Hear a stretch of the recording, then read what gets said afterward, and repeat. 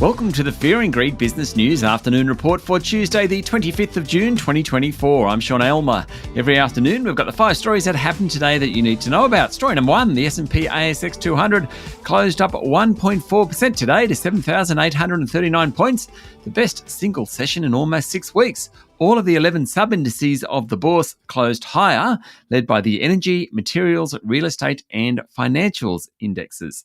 Some of the best companies included Woodside and Santos, which both benefited from higher oil prices. The banks did well, as did BHP and Rio Tinto. Plenty of corporate news around the place today. Paladin Energy's share price fell 5% after it said it had made a takeover bid for Toronto-listed Fission Uranium. Pathology group Helios rose slightly following a results update. Specialty dairy company Synlait Milk tumbled 10% after warning it could tip into insolvency if shareholders rejected a critical $120 million loan approval. And billionaire Czech businessman Pavel Tykac's plans to buy a majority stake in ASX-listed coal miner Coronado Global Resources have collapsed after his family office, Seven Global Investments, that's SEV.EN, Seven Global Investments, failed to secure Foreign Investment Review Board approval. Seven had agreed to buy 51% of Coronado from Energy and Minerals Group, a US-based private equity firm that put together the miner and floated it on the ASX in 2018. Story number 2, consumer sentiment is rising, which is good for the economy, though households remain pessimistic about pretty much everything. The Westpac Melbourne Institute Consumer Sentiment Index rose to 83.6 points, but that remains well below the neutral level of 100, meaning pessimists outnumber optimists by nearly 20 percentage points. The good news from budget initiatives in recent weeks are being negated by increased concerns about inflation and the outlook for interest rates.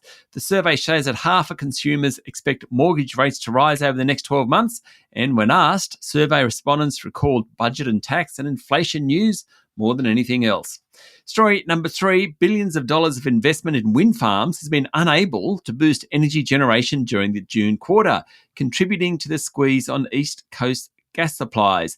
Electricity generation from wind farms in the national electricity market since April 1 is roughly flat compared with the same quarter in 2021, despite about 2,500 megawatts of wind capacity having been added since then, according to an analysis by electricity market watcher Global Roam. Since 2020, wind power capacity has increased by about half, or almost 4,000 megawatts, but total production of electricity from wind this June quarter may only be up 15%, the analysis finds, with the current quarter heading towards being the lowest output since 2017. Now, according to a report in the Financial Review, energy advisors have previously warned about the risk of a renewables drought in winter months, where there's a prolonged period when both solar and wind power generation are subdued. Story number 4, times are getting tougher for Collins Foods, owner of fast food group KFC, as customers cut back spending. Higher mortgage bills, rents and energy bills, as well as inflation, are all eating into consumer spending, and Collins Foods, including the 279 KFC outlets, reported same-store sales nearly 1% lower than last year. And the outlook for the upcoming year ain't much better, according to Interim Chief Executive Kevin Perkins. The group will look closely at introducing more bundling of menu items in special offers to help families under pressure with household budgets. There was some better news in the Taco Bell side of the business, with same-store sales up over the last year. The rollout of Taco Bell's chain has been suspended temporarily, Mr. Perkins said.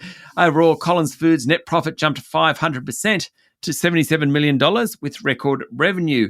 Collins Foods' share price had tumbled 25% this year. Yesterday's announcement was better than expected, and its share price jumped 7.5%, which was actually the best of the top 200 for the session. And story number 5, Apple is the first company to be charged with violating the Digital Markets Act, a law passed in 2022 that gives European regulators wide authority to force the largest online gatekeepers to change their business practices, according to a report in the New York Times. The most recent charges further escalate a tussle between Apple, which says its products are designed in the best interest of customers, and EU regulators, who say the company is unfairly using its size and considerable resources to stifle competition. It's an argument that regulators here in Australia are watching very closely. That's it for the afternoon report for Tuesday, the 25th of June, 2024. Michael Thompson and I will be back tomorrow morning with a Wednesday edition of Fear and Greed Business News. I'm Sean Aylmer. Enjoy your evening.